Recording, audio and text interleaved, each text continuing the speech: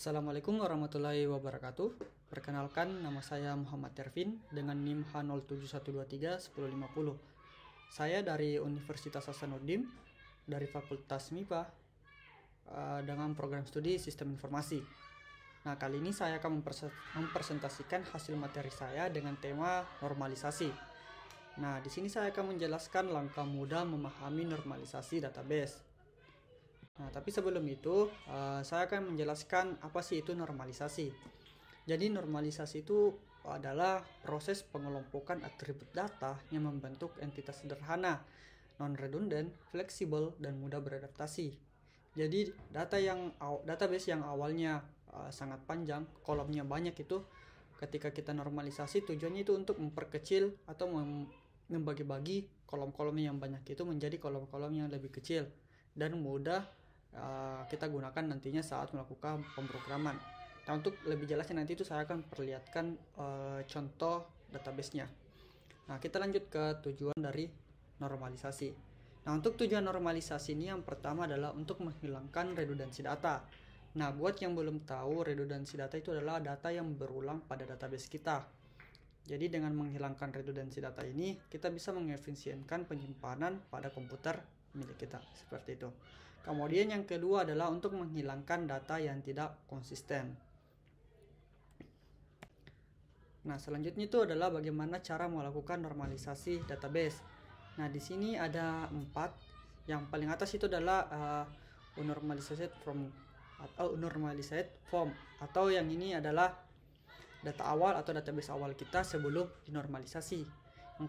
Yang kedua ada first normal form atau 1NF, singkatannya 1NF. Yang ketiga ada second normal form, singkatannya 2NF. Kemudian ada third normal form, singkatannya 3NF. Nah, sebenarnya di sini masih ada lanjutannya yaitu sampai 5NF. Cuman karena tugasnya itu sampai normalisasi ketiga saja, jadi saya hanya membahas sampai tahap ketiga, seperti itu. Kemudian syarat normalisasi. Jadi untuk menormalisasi itu ada syarat-syarat yang harus kita penuhi. Nah, di normalisasi tahap pertama itu yang pertama adalah tiap kolom itu tidak boleh menyimpan data lebih dari 1.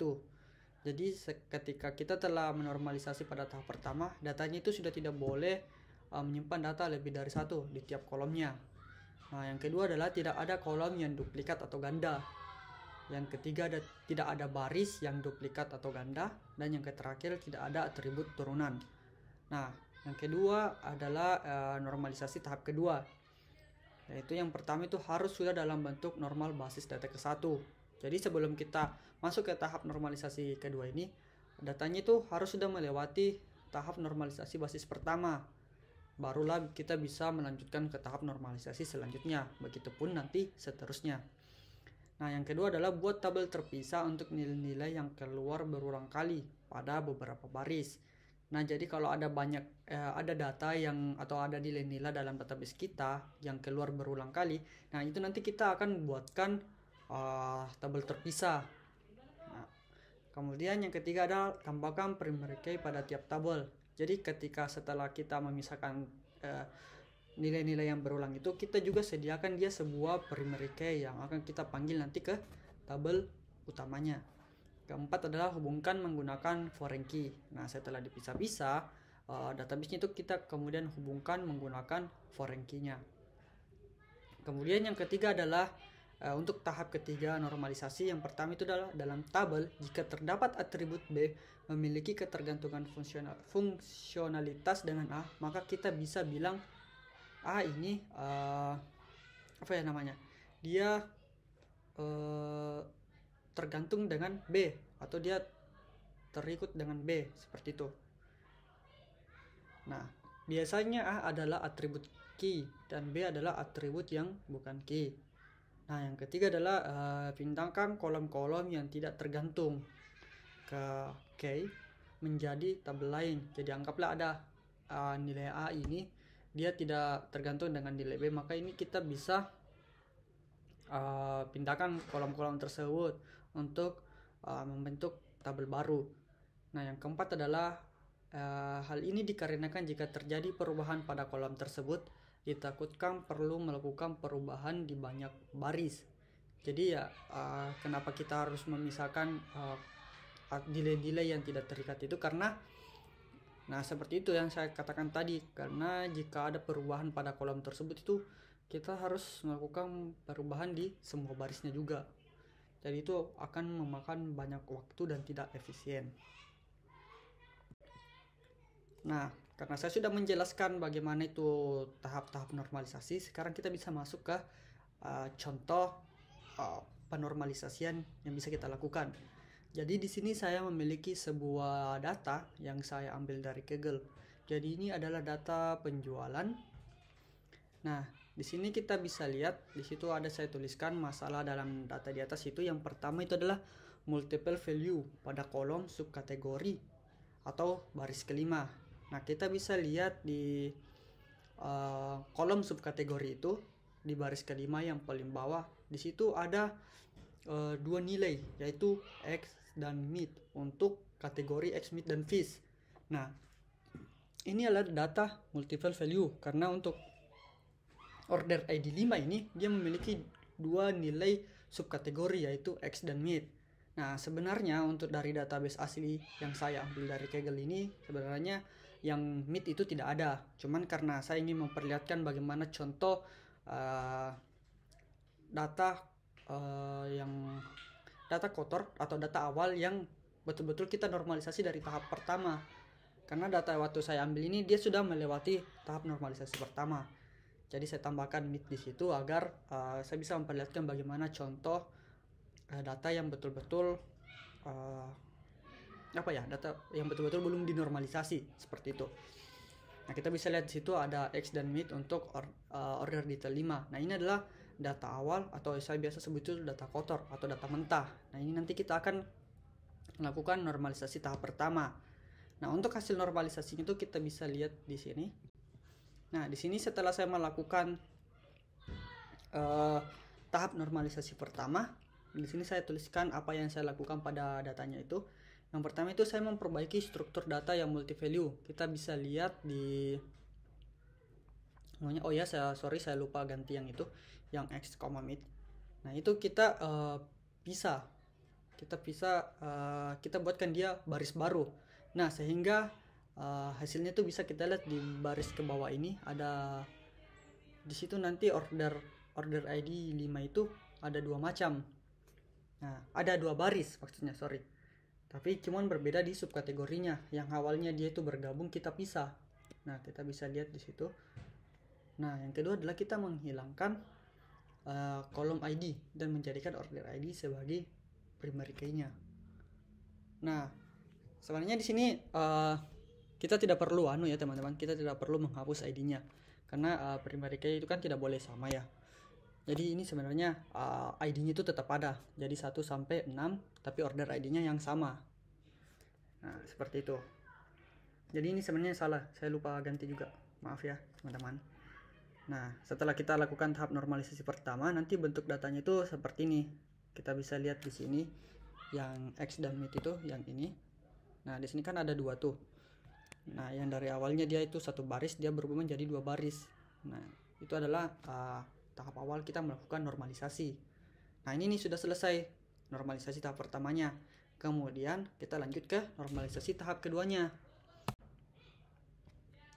Nah, setelah kita melakukan tahap normalisasi pertama ini, kita lanjut ke tahap normalisasi keduanya. Nah, kita bisa lihat di sini data yang awalnya dari sini bentuk ini kita bisa menjadi 3 buah tabel. Nah, kita bisa lihat di situ saya tuliskan penjelasan normalisasi apa yang saya lakukan. Nah, di situ yang pertama itu saya membuat sebuah tabel baru untuk nilai yang berulang. Yang kedua adalah membuat tabel baru untuk customer. Jadi di sini kan ada customer name. Nah, jadi di sini saya pisah customer name-nya itu saya pisah dari tabel utamanya. Sebenarnya itu bukan tabel utama sih, sebenarnya ini customer name-nya tetap cocok nih. Saya pisah customer-nya ini, yang customer ID ini. Nah, ini adalah tabel customer.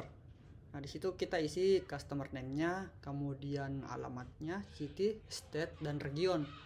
Kemudian di situ juga ada kategori dan subkategori, itu kita juga pisah karena jika datanya ini kan di sini sebenarnya belum terlihat bahwa dia ini terlalu banyak berulangan. Tapi sebenarnya di data asli itu untuk bagian kategori dan subkategori ini berulang terus. Jadi kita pisah. Jadi sini saya buat sebuah tabel baru dengan primary key atau primary key-nya itu kategori ID. Nah, di situ ada dua, yaitu kategori dan subkategori. Karena di kolom utama itu juga ada kategori dan subkategori. Nah, kemudian yang di paling bawah ini adalah tabel transaksi atau tabel yang aslinya, tabel asli yang paling atas ini.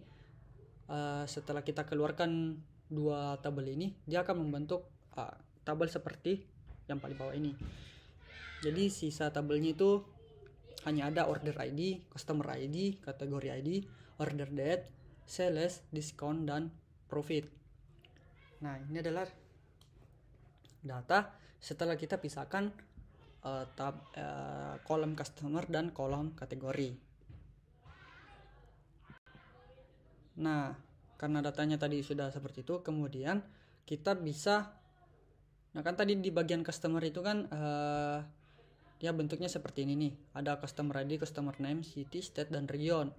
Nah, di sini saya lakukan normalisasi lagi, yaitu membuat tabel baru untuk data yang berulang. Kita bisa lihat itu untuk state, Tamil Nadu itu, dan region dan city itu juga kan berulang-berulang terus tuh.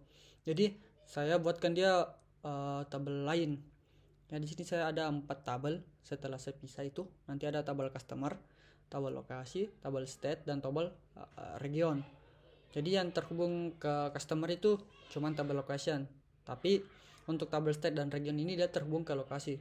Jadi anggaplah di sini customer name dengan lokasi L1, berarti L1 ini kan ini Vellore. Vellore ini kan dia terhubung ke S1 yaitu Tamil Nadu, dan Tamil Nadu ini terhubung ke R1 yaitu ini apa sih namanya tuh? North. Nah, jadi ini datanya itu saling terhubung. Kenapa saya pisah seperti ini? Itu agar datanya lebih efisien, teman-teman. Jadi ini nanti di tabel customer itu tidak perlu banyak sekali data. Kita hanya perlu ambil satu lokasi ID dan ini akan terhubung ke 3 kolom selanjutnya. Jadi ini nanti saat kita lakukan pemrograman, datanya itu jadi lebih efisien, lebih mudah diakses seperti itu. Kalau mudah diakses sebenarnya tidak ya, tapi ini lebih lebih struktur datanya seperti itu. Nah, ini kan karena tahap kedua normalisasinya sudah selesai, kita bisa masuk ke tahap ketiganya. Nah, di tahap ketiganya ini kita ambil dari tabel transaksi. Ini kan tabel transaksi ini yang paling atas ini, ini kan tabel transaksi yang awalnya sebelum kita normalisasi tahap ketiga. Ini kan hasil data tahap normalisasi kedua. Nah, ini kita pisah lagi menjadi dua, yaitu di sini saya pisah menjadi tabel order detail dan tabel transaksi. Jadi yang saya pisahkan itu cuman kategori ID-nya saja. Nah, untuk kenapa saya memisahkan itu karena ini kan kategori ID juga nanti dia bisa jadi di situ sih ada saya buatkan penjelasannya, itu membuat sebuah tabel baru yang membuat sebuah tabel baru untuk nilai yang tidak tergantung pada primary key tabel transaksinya. Ya, ini kan kategori ID dia tidak tergantung pada order ID nih. Jadi kita bisa pisahkan dia, kita bisa buatkan dia tabel order detail. Jadi saya pisahkan itu berdasarkan kategori ID. Nah, ini mungkin terlihat tidak efisien ya teman-teman, karena di sini hanya ada satu kolom. Tapi sebenarnya ini anggaplah kita punya kategori ID-nya ini dia punya kolom lain. Contohnya itu kayak nama produknya dan lain-lain itu kan nanti bakalan masuk ke order detail nih, kayak harga satuannya, kayak jumlahnya itu kan nanti masuk ke sini. Nah, itu nanti akan jauh lebih efisien daripada kita letakkan di atas. Anggaplah masih ada nih nama kategorinya. Berarti kan nama kategorinya ada di atas sini kan, yang paling atas ini. Nah, tujuan saya pisah menjadi dua tabel ini, menjadi tabel order detail dan tabel transaksi ini, agar ketika nanti anggaplah ada kategori name, dia nanti akan masuknya di bagian tabel order detail ini. Jadi itu tidak akan menyebabkan data yang berulang pada tabel transaksi kita. Itu untuk mengefisienkan datanya juga, seperti itu. Nah, di sini saya melakukan dua normalisasi tahap ketiga. Yang keduanya itu pada tabel kategori. Jadi yang awalnya itu kategorinya itu langsung kategori dan subkategori. Nah, itu saya ubah. Saya bisa menjadi tabel kategori dan tabel parent kategori. Nah, parent kategori ini seperti namanya, kategori orang tua. Jadi ini adalah kategori yang paling atas gitu. Yang parent kategorinya yang paling atas, kemudian turunannya itu yang subkategori ini. Nah, jadi di sini ini kan awalnya mana ya? Yang ini kategori ini yang saya kasih keluar, bukan yang subkategorinya. Jadi yang kasih saya keluar itu kategori, kemudian saya buatkan kolom baru itu kategori parent ID. Nah, kenapa saya pisah ini? Ini kan juga karena apa ya bahasanya? Ini kan dia relasinya one to many. Satu parent kategori ini bisa untuk banyak subkategori. Nah, karena kalau dia bentuknya seperti itu, pasti kategori parent kategori ini akan sering muncul kan di tabel kategori. Jadi saya bisa saja datanya, saya bisa saja tabelnya, supaya ini dia tidak berulang-ulang terus di tabel kategori ini. Jadi nanti itu dia buatnya lebih struktur. Nah, seperti itu sih. Nah, setelah saya melakukan normalisasi itu, saya akhirnya mendapatkan sebuah tabel-tabel yang kemudian saya buat dia dalam bentuk IRD. Nah, untuk IRD-nya itu kita bisa lihat di sini. Di sini ada 7 tabel setelah saya lakukan normalisasi. Yang pertama itu ada tabel transaksi, customer, state, order detail, location, region, kategori, dan parent kategori. Nah, kita bisa lihat di situ relasi-relasinya. Oh ya, di sini juga ada kesalahan yang di transaksi dan order detail. Jadi kan gambarnya relasinya itu one to one, tapi sebenarnya itu one to many. Jadi satu transaksi ini bisa punya banyak order detail. Nah, seperti itu. Untuk itu yang sisanya itu relasinya semua itu one to many, tidak ada yang many to many. Nah, untuk lebih jelasnya itu saya tuliskan di sini untuk relasinya. Jadi di sini ada penjelasan IRD-nya. Transaksi customer itu relasinya one to many. Jadi satu customer itu dia bisa punya banyak transaksi. Kemudian ada transaksi ke order detail itu relasinya one to many. Jadi satu transaksi itu bisa punya banyak order detail. Kemudian ada customer ke location. Nah, ini relasinya itu one to many. Jadi satu lokasi ini dia punya banyak customer. Nah, seperti itu. Kemudian ada lokasi ke state, relasinya juga itu one to many. Jadi satu state itu bisa untuk banyak lokasi. Begitu juga untuk state dan region. Satu region bisa untuk banyak state. Kemudian ada order detail kategori, dan kategori ini dia relasinya one to many juga. Jadi satu kategori ini bisa punya banyak order detail. Kemudian ada kategori dengan parent kategori, relasinya juga one to many. Jadi satu parent kategori bisa punya banyak kategori, seperti itu. Nah, mungkin hanya itu saja penjelasan saya mengenai langkah-langkah normalisasi data. Untuk kurang dan lebihnya mohon dimaafkan. Semoga penjelasan saya mengenai normalisasi pada basis data ini bisa dimengerti oleh teman-teman. Nah, jika ada yang kurang dipahami, mungkin teman-teman bisa kirim di kolom komentar. Nanti saya bisa bantu jelaskan yang untuk dikurang dipahaminya. Mungkin hanya sekian presentasi atau pemaparan dari materi normalisasi ini. Kurang dan lebihnya mohon dimaafkan. Assalamualaikum warahmatullahi wabarakatuh.